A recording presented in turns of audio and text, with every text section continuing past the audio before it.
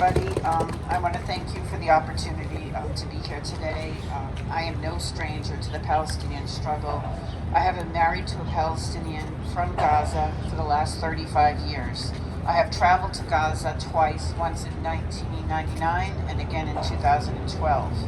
I first wanted to share that although grueling to get into the Gaza Strip, once there, the beautiful people that I met, I shared food with, I prayed with, I laughed with, and I cried with, were nothing but giving, compassionate, and full of love for life.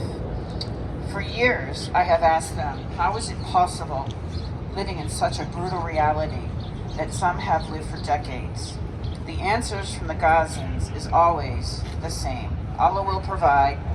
Always be thankful or say Alhamdulillah, which is thank God for what you have, and know that there's always someone in more need than yourself. I don't think there is a people in more need today than the Palestinians.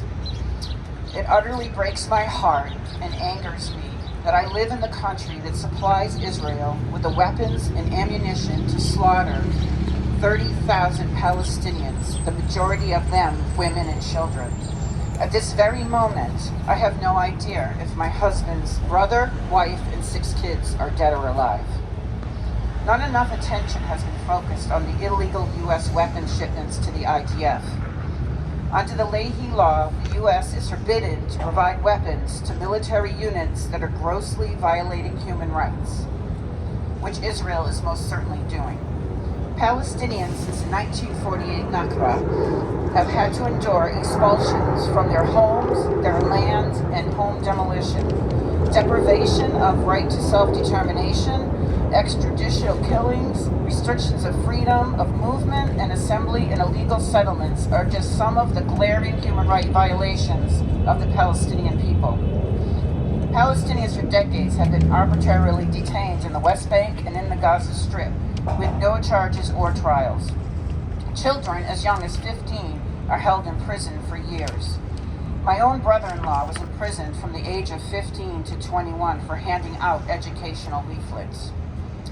The Israel occupation practices, which started in 1967, became more ferocious and barbaric against the Palestinians with the increase of religious Zionist powers. When I traveled to Gaza in 1999, through the Erez checkpoint, we endured endless questioning, intimidation by Israeli soldiers who were standing next to us with semi-automatic guns, one of them one hand on my child's head at the time he was 3, and the other hand an automatic weapon.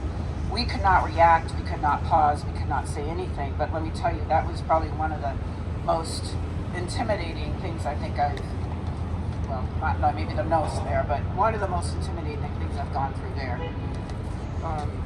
Once inside the Strip, I experienced firsthand the water, electric, and fuel crisis, all controlled by Israel. Israel shut off all 3 with no notice and no reason. This severely impacted everyday life in Gaza.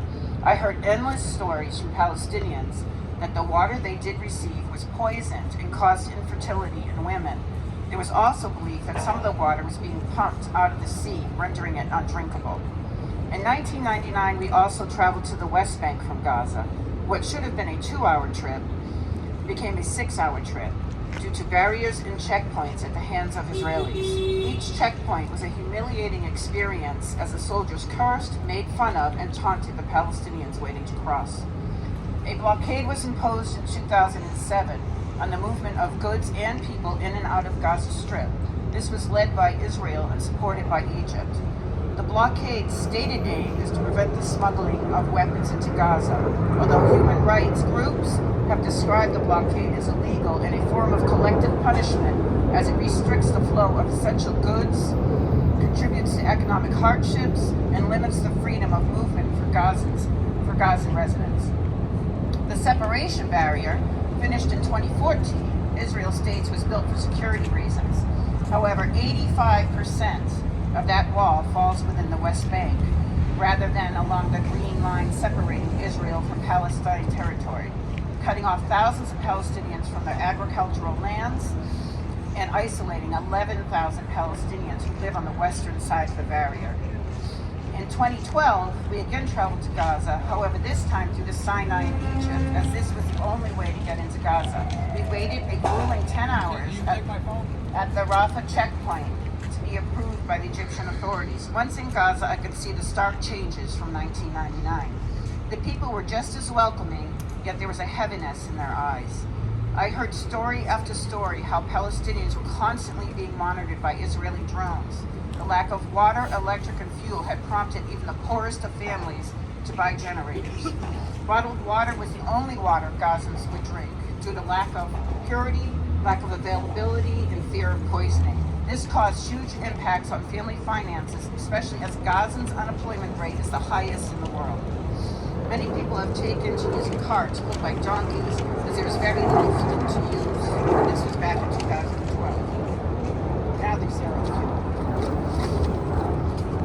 Medical care was not easily accessible, especially for Gazans that needed advanced care, such as major surgeries, cancer treatments, or cardiac procedures. My own sister-in-law died at age 59 from colon cancer, as she was denied permission to seek treatment outside of Gaza. There are countless examples of human rights violations by Israel against the Palestinians long before October 7th. Since October 7th, every basic international humanitarian law has been broken by Israel, including not protecting civilians, not protecting children, not protecting hospitals and schools, forcibly moving residents in occupied areas, depriving civilians of adequate food, water, medical supplies, fuel, shelter, clothes, and hygiene, sanitation products. As you listen to us today, as you have seen the genocide unfold in Gaza, as you sleep, eat, stay warm, and shower, think of the 2.2 million people in Gaza that cannot do any of these activities. Think of the slaughtered 30,000 Gazans that was made possible by the illegal U.S. arms assistance to Israel. It is incumbent upon every administration to abide by the laws laid down by the Congress, and I implore all U.S. officials involved in the application of the law to pursue appropriate accountability of Israel. And stop all weapons, stop all production, stop all supporting Israel, period.